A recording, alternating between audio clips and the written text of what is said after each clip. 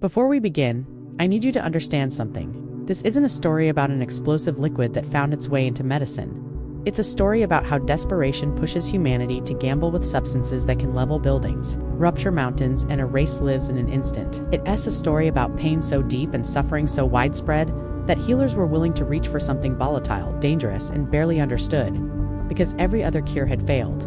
Our journey tonight isn't just about nitroglycerin as a chemical, it's about the fragile boundary between salvation and catastrophe, and how one wrong calculation, one trembling hand, could alter the fate of entire communities. Lives were destroyed, societies were changed. History was reshaped by a liquid that could either stop a heart attack or trigger a blast felt 3 streets away.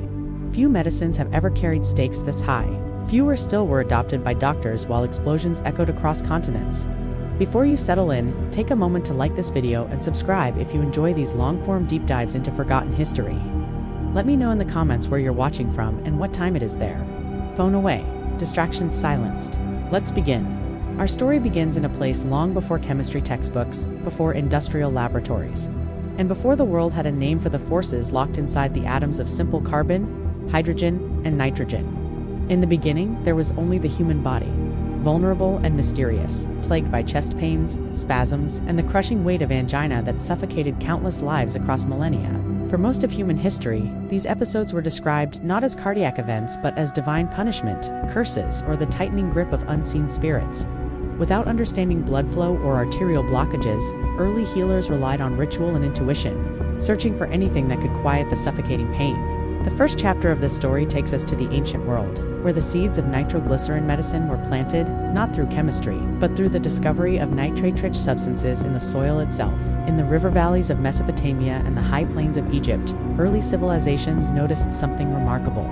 Certain mineral deposits, scraped from cave walls or pulled from dry riverbeds, triggered strange reactions when mixed with fire, water, or organic matter. Priests and healers used these naturally occurring nitrates in mixtures designed to open the vessels or calm the chest, though they had no concept of arteries or oxygen. They only knew that some of these mixtures brought temporary relief while others produced alarming heat and pressure. As we drift further into antiquity, we find ourselves in the Mediterranean basin during the era of Hippocrates. Here, early Greek physicians began cataloging the symptoms of what we now recognize as cardiovascular disease.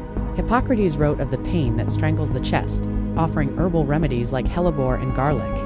Yet even then, there were hints of something deeper, something reactive embedded within certain mineral salts imported from the deserts of Africa. These salts rich in potassium nitrate were prized for their unusual behavior when heated, sparking small flares and bursts of gas. They were not yet dangerous, but they foreshadowed the chemistry that would one day give birth to nitroglycerin. While Greek physicians observed, Chinese alchemists experimented. By the 9th century, in the dim glow of oil lamps beneath the timbered roofs of imperial workshops, Chinese alchemists discovered the first true explosive mixture by combining sulfur, charcoal, and potassium nitrate, gunpowder, a substance that would alter history. While this invention was not nitroglycerin, it was the first moment humanity learned that nitrates could unleash unimaginable force. Records from the Genuan Maodao Yaolu, an early medical text, even describe attempts to use diluted gunpowder solutions to treat skin conditions, and circulation issues in early recognition that nitrate compounds interacted with the body in powerful ways. But then, something changed as the centuries marched forward. Europe entered the Middle Ages, and along with the rise of monasteries came early forms of medical scholarship.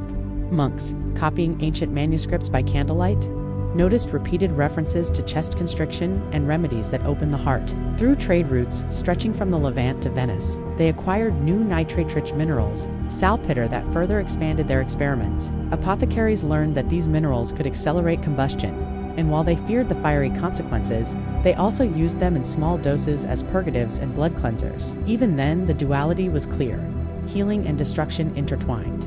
Moving into the Renaissance, the world would never be the same after humanity embraced systematic experimentation. European chemists, then known as natural philosophers, began isolating and identifying the properties of various acids and salts.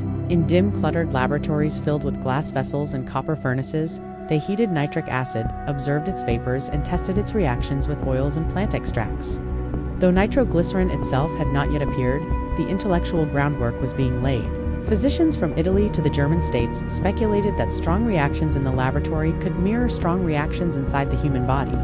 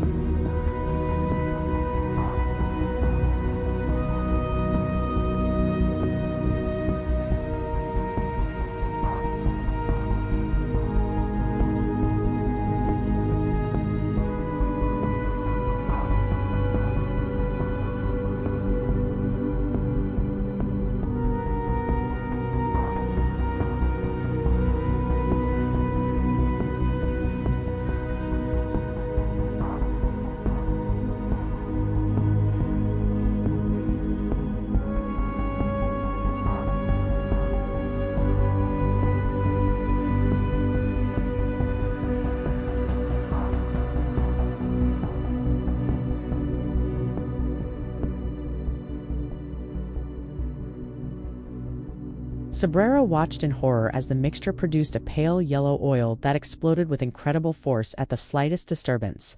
He called it pyroglycerin. He warned that it was far too dangerous for any practical use. He feared even touching it. And yet, within its violent heart lay the key to one of medicine's most important therapies. Tonight we follow the winding path from ancient nitrate rituals to Sobrero's fateful discovery.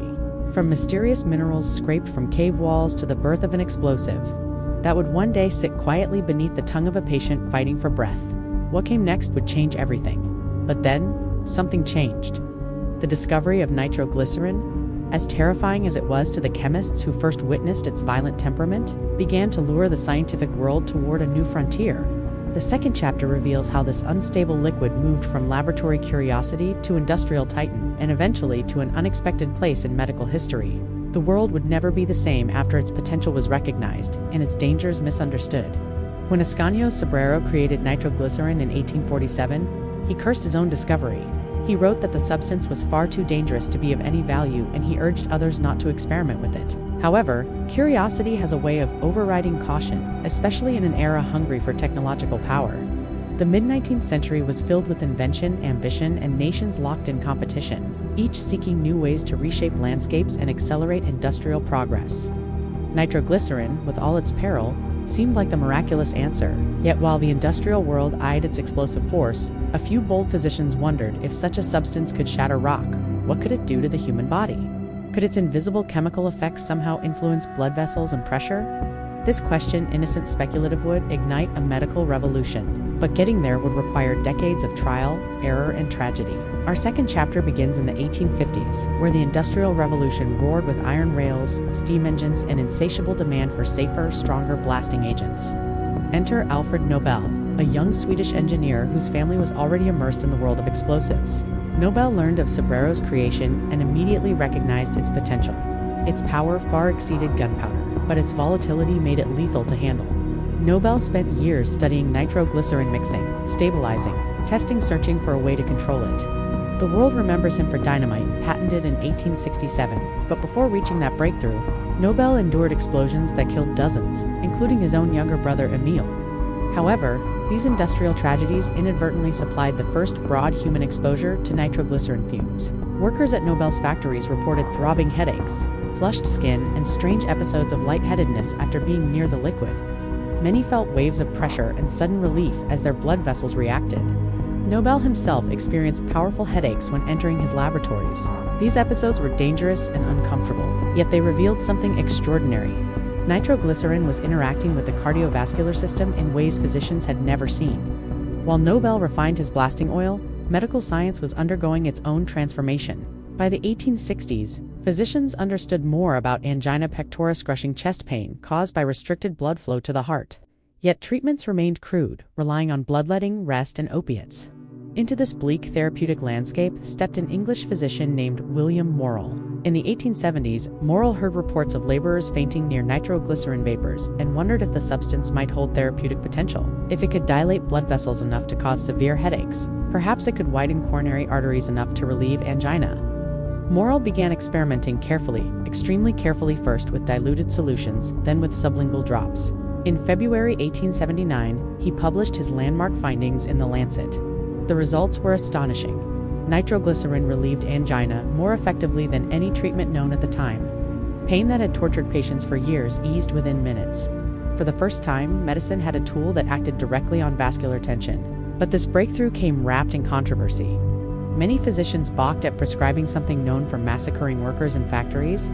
Critics argued that no responsible doctor should give an explosive to a patient already struggling to survive. Morrell countered with evidence, clinical cases, symptom reports, statistics showing that tiny doses administered under the tongue were safe and transformative.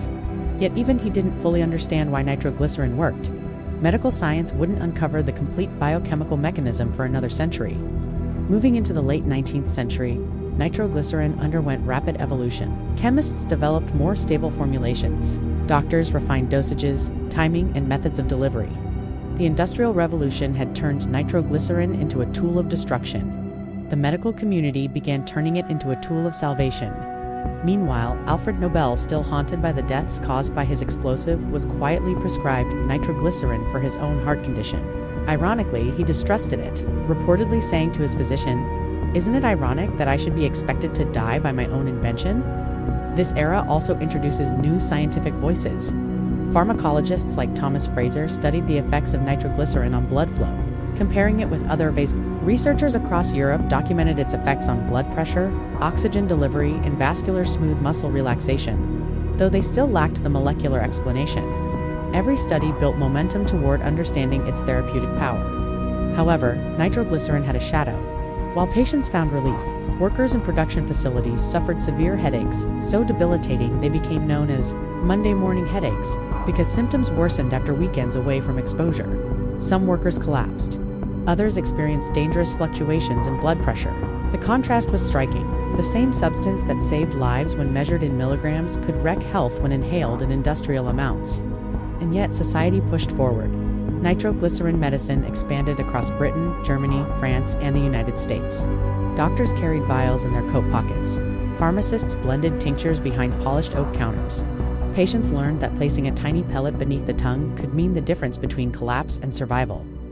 By the early 20th century, medical nitroglycerin had become both a symbol of modern scientific progress and a reminder of the razor-thin line separating cure from catastrophe. It sat at the intersection of chemistry, industry, physiology, and risk. And while optimism grew, so did the understanding that we had unleashed something far more complex than we realized. As Act 2 closes, tension gathers like a storm cloud. Nitroglycerin was alleviating pain, but it was also destabilizing blood pressure, overwhelming factory workers, and raising new questions about long-term effects. Nations were industrializing rapidly, wars were on the horizon, and medicine was about to collide with global crisis. What happened next would shock the world. What happened next would shock the world. For even as nitroglycerin medicine gained a place in clinics and hospitals, the 20th century unleashed crises that exposed the substance's darker consequences with brutal clarity. Wars, industrial accidents, medical misjudgments, and human suffering converged into a single harrowing era in which nitroglycerin became both a life-saving therapy and a contributor to widespread physiological harm. Our story now enters the age of conflict, trauma, and unintended outcomes. The third chapter opens in the early 1900s, when global tensions simmered and nations raced to expand military and industrial capabilities. Explosives manufacturing surged across Europe and North America. Entire towns formed around nitroglycerin plants, where thousands of men and women labored with trembling hands, knowing each day could be their last. Workers spoke of a constant metallic smell in the air, headaches like waves crashing behind the eyes, and a peculiar pulsing sensation in their temples, early signs of the body's violent vascular response. Many collapsed from sudden drops in blood pressure. Others suffered what physicians called vascular shock, brought on by chronic nitrate exposure. But when the First World War erupted in 1914, nitroglycerin's dual identity, medicine and explosive, became unavoidable. The very substance saving cardiac patients in quiet hospital wards was leveling trenches in Flanders and tearing apart landscapes in the Somme. Soldiers who handled munitions experienced symptoms eerily similar to factory workers: pounding headaches, dizziness, fainting, even heart palpitations. Military physicians documented thousands of cases. Some men reported explosive headaches after carrying shells packed with nitroglycerin-based charges. Others were incapacitated for hours. Still others, surprisingly, noted relief from chronic angina while deployed, a cruel irony carved into the medical records of the era. And yet, even as nitroglycerin devastated battlefields, doctors continued refining its therapeutic use. Hospitals treating soldiers with chest trauma or gas-induced stress observed that nitroglycerin could stabilize certain cardiac complications. A paradox formed. Nitroglycerin caused suffering. Nitroglycerin eased suffering. It forced physicians and military researchers to confront uncomfortable questions. How could something so destructive bring relief? How did one bottle, marked for the battlefield, bring death, while another, marked for the hospital, offered hope? As the war ended in 1918, survivors returned home with damaged hearts, weakened lungs, and lingering vascular conditions. Nitroglycerin prescriptions soared as physicians treated a wave of post-war cardiac cases. But at the same time, industrial production increased, factories expanded, and with expansion came catastrophe. One of the most tragic events occurred in 1927 in Perth Amboy, New Jersey, when a nitroglycerin mixing facility exploded with such force that steel beams twisted like paper. 37 workers died, many instantly. The blast shattered windows miles away. Investigators sifted through ruins, their hands trembling, not only from grief but from the realization that society had grown. dependent on a substance that could annihilate the very people producing it. How did this happen? Why didn't anyone stop it? The answers were complicated: demand, profit, technological ambition, and a belief that danger could be engineered into obedience. While these industrial tragedies unfolded, the medical community uncovered troubling patterns among nitroglycerin users. Long-term use led to tolerance, meaning patients needed higher doses to achieve the same relief. Some experienced violent withdrawal angina, sudden chest pain after prolonged exposure, especially in factory workers who had weekends off. Reports surfaced of workers dying of heart attacks Monday morning after returning from nitrate-free days. Physicians struggled to understand the phenomenon. Nitroglycerin, the savior of collapsing hearts, was also destabilizing cardiovascular systems accustomed to its presence. The crisis deepened during World War II. Nitroglycerin became essential for wartime production, powering bombs, torpedoes, and artillery shells. Workers, many of them women, filling roles left vacant by enlisted men, suffered severe nitrate poisoning. Medical officers stationed at munitions factories reported entire crews incapacitated by splitting headaches. Some described the sensation as a tight band squeezing the skull. Others fainted suddenly, their blood pressure plummeting. In England, at the Woolwich Arsenal, cases of nitrate-induced collapse became so common that infirmaries prepared specialized wards for workers overcome by vapors. Yet, while munitions workers suffered vascular crises, soldiers on the front battled new forms of stress-induced angina, shell shock, and cardiac strain. Doctors once again turned to nitroglycerin tablets as part of their emergency kits. A soldier trembling in a frozen trench might receive the same substance packed into artillery shells overhead. The contradiction endured. As the war ended and the Cold War began, nitroglycerin factories expanded globally, especially in the United States, the Soviet Union, Sweden, and India. More workers fell ill. More communities reported strange headaches drifting through town when wind blew from the direction of the plant. Public health officials documented nitrate contamination in local rivers and groundwater. Hospitals near industrial centers admitted patients experiencing severe blood pressure fluctuations after long-term low-level exposure.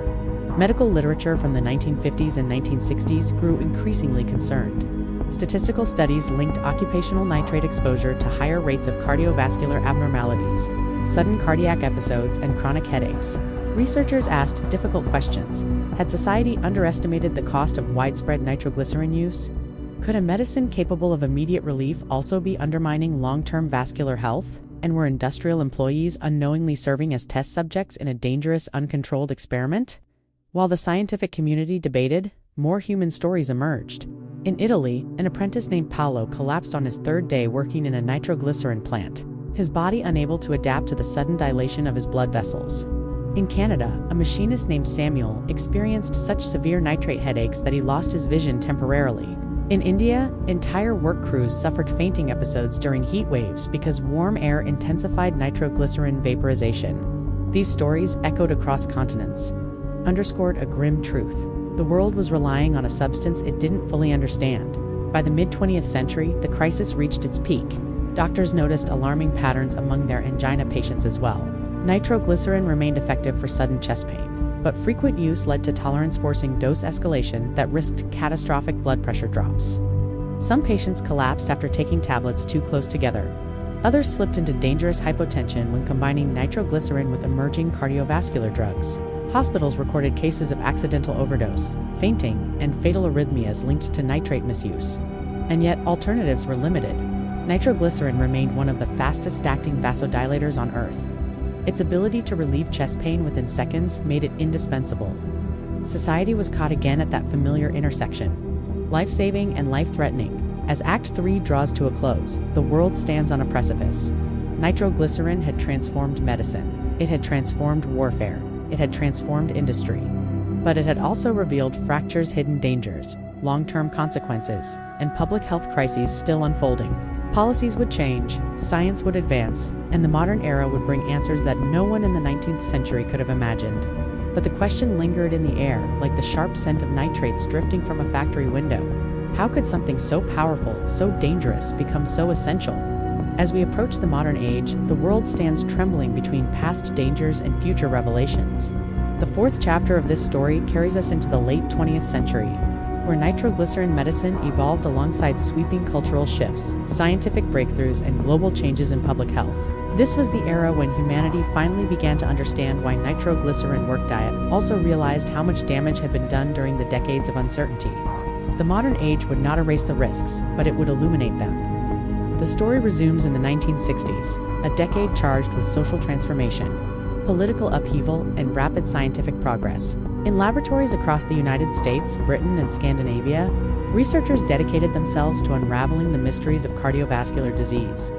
Heart attacks, the silent epidemic, had become one of the leading causes of death worldwide. Nitroglycerin, long relied upon for angina, now faced deeper scrutiny. Doctors wanted to know, why did it relieve pain so quickly? Why did tolerance form? And could its therapeutic effects be harnessed without triggering the dangerous swings in blood pressure that plagued both patients and industrial workers? During this decade, a breakthrough emerged. Scientists began discovering the role of nitric oxide, an invisible signaling molecule produced naturally by the body. Early clues suggested that nitroglycerin might release this molecule, relaxing blood vessels from within. It was a revelation that reshaped cardiovascular medicine. Still, complete confirmation would take another decade. Meanwhile, nitroglycerin medicine adapted to modern life. Tablets evolved into sprays, ointments, and patches. Emergency responders learned to administer sublingual doses in ambulances, saving countless lives during the critical minutes following a heart attack. Hospitals developed standardized protocols. Medical schools taught the next generation of physicians how to use nitroglycerin responsibly, balancing its fast relief with the need to prevent sudden drops in blood pressure. But while medicine advanced, the industrial world continued grappling with consequences. Communities living near explosives plants protested the chronic health effects they had endured for decades. Studies from the 1960s and 1970s revealed higher rates of vascular instability, migraines, and occupational angina among workers regularly exposed to nitroglycerin vapors. Governments responded with new safety regulations. Ventilation systems improved. Factories relocated away from densely populated towns. Training became stricter. However, each improvement carried its own challenges. Workers who were suddenly shielded from nitrate exposure experienced severe nitrate withdrawal, including chest pain and dangerous blood pressure spikes. Physicians noted that men who had inhaled nitrates for 20 years were dependent on exposure to maintain vascular stability. Removing the fumes too quickly could be fatal. A strange dependency had formed, one not of addiction but of biological adaptation. Across the Atlantic, scientific discovery was accelerating. In the 1970s, pharmacologists Robert Furchgott, Louis Ignatro, and Farid Murad conducted groundbreaking research that would later earn them the Nobel Prize. Their work revealed the profound role of nitric oxide in regulating vascular tone. And more importantly for our story, they uncovered the mechanism that had eluded physicians since the 1870s. Nitroglycerin released nitric oxide within the body. This reaction triggered smooth muscle relaxation, allowing blood vessels to widen and blood to flow more freely. The mystery was solved. But however triumphant the discovery, it also revealed an unsettling truth. Nitroglycerin's power depended on metabolic pathways that could weaken over time, explaining the tolerance that had baffled clinicians. Patients needed periodic, nitrate-free intervals to prevent the body from becoming resistant. Hospitals revised guidelines. Pharmacists adjusted dosages. The medical community embraced nitrate cycling, an idea that would have seemed radical just decades earlier. While science illuminated mechanisms, culture grappled with meaning. Heart disease became a central theme in public health campaigns. Magazines published articles on angina. Television networks aired documentaries about heart attacks. Nitroglycerin appeared in medical dramas, news reports, and even political discourse. A tiny pill that once frightened physicians had become a symbol of emergency intervention. Yet contradictions persisted. As nitroglycerin became more accessible, misuse increased. Emergency departments treated patients who had overdosed accidentally by taking tablets too close together. Others fainted at home from sudden drops in blood pressure. Alcohol interactions proved deadly in more than one tragic case. The medical system worked tirelessly to educate the public, but confusion remained. Meanwhile, globalization propelled nitroglycerin production into new regions. Factories opened in India, Brazil, South Africa, and China. Workers in these nations now faced the same hazards once endured in Sweden and the United States. Reports surfaced of nitrate headaches, workplace collapses, and river contamination. Some companies implemented strict safeguards.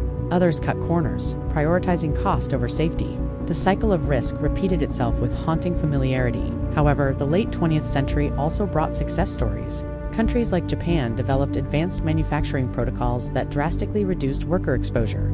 European nations invested in environmental cleanup projects to address nitrate contamination. In Canada and Australia, industrial communities partnered with public health agencies to monitor long-term cardiovascular effects.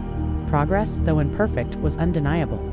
Moving into the 1980s and 1990s, nitroglycerin medicine underwent another transformation. Transdermal patches allowed slow, controlled release of nitrates, providing steady relief without triggering sudden drops in blood pressure. Emergency kits became standard in ambulances worldwide.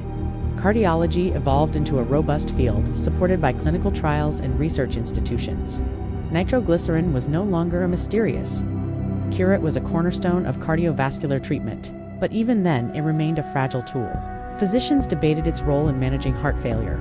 Researchers studied nitrate tolerance with increasing urgency. Pharmaceutical companies developed alternative vasodilators, some inspired directly by the nitric oxide pathway. Nitroglycerin, once the only fast-acting vasodilator available, was now part of a larger arsenal. Through these decades, patient stories continued to shape medical understanding. In London, a bus driver named Harold survived a heart attack because a paramedic administered nitroglycerin during the ambulance ride. In Manila, a grandmother named Celestina kept a small brown bottle in her apron, a lifeline she had used after 3 episodes of sudden chest pain. In Johannesburg, a miner named Lucas visited a clinic after fainting near a dynamite storehouse, where nitrate vapors had overwhelmed his system. Their stories echoed across continents, humans navigating the thin line between relief and danger. As the century drew to a close, the world finally understood what nitroglycerin truly was: a medicine, a hazard, a scientific puzzle, a cultural symbol, a substance capable of sustaining life and destroying it, depending entirely on dose, context, and care. Modernity did not tame nitroglycerin. It merely taught us how to live with it. And as we step into the 21st century, we still grapple with the legacy of a medicine born from an explosion. The story continues into new technologies, new debates, and new medical challenges. Today, we still grapple with the legacy of a medicine that was once feared, then celebrated, and now woven so deeply into our emergency protocols that millions depend on it without ever knowing its volatile origins. The 5th and final chapter brings us into the 21st century, a time when nitroglycerin stands at the intersection of advanced cardiology, global health disparities, and ongoing debates about its long-term effects. Though the explosions that once defined its name have faded into history, the echoes endure in unexpected ways. The story resumes in the early 2000s, an era of accelerating medical innovation. Hospitals across the world standardized cardiac emergency pathways, and nitroglycerin became a cornerstone of these protocols. Paramedics carried sublingual tablets, sprays, and intravenous preparations. Emergency departments stocked nitrate drips. Family physicians prescribed nitroglycerin patches to millions of patients living with chronic angina. The medicine that once terrified chemists was now an unremarkable fixture in desk drawers, handbags, and ambulance kits. Yet beneath this familiarity, scientists continued asking difficult questions. How safe was long-term nitrate therapy? Could chronic exposure alter vascular function in subtle, cumulative ways?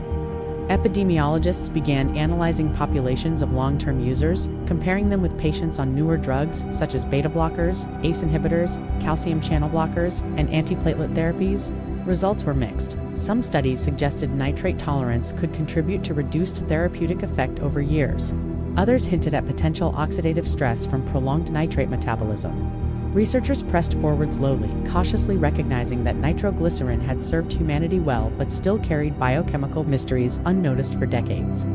In 2002, cardiologists refined guidelines for acute coronary syndromes, clarifying when nitroglycerin should and should not be used. Contraindications became widely known: dangerously low blood pressure, right ventricular infarctions, recent use of erectile dysfunction medications, solve situations where nitroglycerin could trigger sudden collapse. Medical schools emphasize these nuances, teaching new generations of clinicians to respect the medicine's potency as much as its speed. At the same time, new imaging technologies, CT angiography, high-resolution echocardiography, and nuclear perfusion scans revealed how coronary arteries responded to nitroglycerin in real time. Patients could watch monitors as their arteries widened, blood flow improved, and ischemic regions brightened with restored oxygen. For many, these images felt miraculous. For physicians, they represented the culmination of 150 years of evolving understanding. As globalization intensified, nitroglycerin's story expanded into new regions. In low-income countries where access to advanced cardiovascular medications remained limited, nitroglycerin often served as the primary treatment for angina. Pharmacies in Dhaka, Nairobi, and Lima sold inexpensive generic tablets, providing relief to patients who could not afford newer therapies. However, quality control varied. Some tablets contained inconsistent doses. Others degraded quickly in heat and humidity, especially in tropical climates. Public health agencies raised alarms about the need for better storage, better education, and better manufacturing oversight. Meanwhile, occupational exposure didn't fade with the 20th century. In parts of South Asia and Eastern Europe, older dynamite plants still operated with minimal modernization. Workers continued to experience nitrate headaches, dizziness, and withdrawal angina after weekends, echoes of a century-old problem. Environmental scientists documented nitrate contamination in soil and groundwater near long-running factories. Activists pushed for stricter regulations. Some plants closed, others reformed. But the legacy remained visible in the health records of neighboring communities.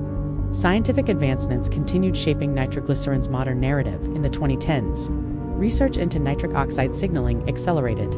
Studies explored how impaired nitric oxide pathways contributed not only to angina, but to hypertension, diabetes, heart failure, and even neurodegenerative diseases. Nitroglycerin, once a crude tool, became a window into the body's most delicate vascular mechanisms. Its role shifted from simple vasodilator to molecular glue, guiding the development of new drugs that mimicked or enhanced nitric oxide production without the same tolerance issues. And yet, controversies persisted. Some medical authorities questioned whether long-term nitroglycerin therapy offered enough benefit to justify its risks. Others argued that, despite limitations, few medicines offered such rapid, life-saving relief during acute ischemia. A debate unfolded in journals, conferences, and hospital corridors. But amid these discussions, one truth remained unchallenged. Nitroglycerin was irreplaceable in emergencies. No alternative matched its speed.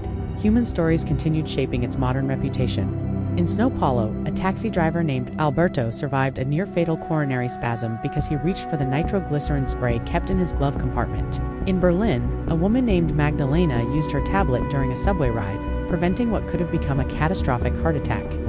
In Manila, an elderly fisherman named Arturo credited his survival to the pills he carried while navigating rough seas. Their experiences echoed the stories of earlier decades' ordinary people finding hope in a medicine born from catastrophe. By the 2020s, nitroglycerin was more than a treatment. It was a symbol of continuity. Generations of patients had relied on the same basic mechanism for relief. Even as cardiology advanced with stents, bypass surgeries, clot-dissolving drugs, and precision imaging, nitroglycerin remained a constant presence in medical practice. A reminder that sometimes the most powerful tools are also the most ancient in concept. And still, the shadow lingered. Hospitals encountered cases of accidental overdose patients, taking multiple tablets in panic. Emergency departments treated individuals who fainted after combining nitrates with alcohol or certain medications. Specialists continued researching tolerance, rebound angina, and metabolic pathways. The complexity never fully disappeared. The modern world faces an ongoing question: how do we honor a medicine that has saved millions, while acknowledging the dangers woven into its chemistry? How do we rely on something created in a laboratory explosion, refined in industrial tragedy, and perfected through decades of trial and error? We stand here today in the present moment, still learning, still balancing, relief against risk, innovation against humility. Nitroglycerin remains essential, but it also remains a reminder that progress often comes through pathways lined with uncertainty, sacrifice, and unintended consequences. The story doesn't end here, not truly. It continues with every ambulance siren, every trembling hand reaching for a tablet, every researcher studying nitric oxide pathways late into the night. Nitroglycerin endures, not as a relic of the past, but as a living chapter in the evolving science of the human heart. And now, as we prepare to step away from this long journey through history, we return to where it all began. Humanity searching for relief in the face of suffering, willing to explore even the most dangerous substances in the hope of preserving life. As we reach the end of this long journey, we find ourselves looking back at a story shaped by contradiction. Nitroglycerin was born in a violent reaction, feared by the very chemist who first created it. It destroyed factories, reshaped battlefields, and claimed lives in an instant. Yet it also slipped quietly into coat pockets, rested in bedside drawers, and dissolved beneath trembling tongues, offering relief so profound that generations came to trust it, without ever understanding its explosive origins. Tonight, we have walked through centuries of discovery and devastation, through ancient experiments with nitrate-rich minerals, through industrial tragedies and medical revolutions, through wars that shook the world and breakthroughs that redefined it, and in every era, nitroglycerin forced us to confront a difficult truth. The tools that save us are often the same tools that can harm us. Human progress rarely unfolds in a straight line. It twists, it falters, it demands courage and forgiveness, and it leaves behind a trail of lessons we must carry forward. As we reflect on this strange duality, danger and salvation, destruction and healing, we begin to understand something deeper about ourselves. Humanity has always lived at the edge of uncertainty, guided by curiosity, driven by necessity. We reach for light even when it burns. We seek relief even when the path toward it feels precarious. And often, the breakthroughs that change our world emerge from places we least expect. Nitroglycerin reminds us that knowledge grows through humility, and that mastery comes not from eliminating risk, but from learning to navigate it with wisdom. It symbolizes the fragile balance at the heart of medicine, the constant negotiation between power and restraint, cure and consequence. As you settle into rest, let this story become a gentle reminder that progress is never simple, and healing often comes from unlikely sources. The scientists who faced explosions in their laboratories, the workers who endured nitrate fumes, the patients who carried tablets as lifelines, all of them are part of a shared human effort to understand the heart, both in its biology and in its symbolism. And so we close with the quiet truth that threads through every chapter of this tale. The story continues. With every new discovery, with every medical advancement, with every life saved, we add one more line to a narrative still unfolding. The world changes and we change with it. Now breathe deeply, let your thoughts drift, and allow the echoes of this history filled with danger, resilience, and hope to settle softly around you. The rest of the night belongs to peace.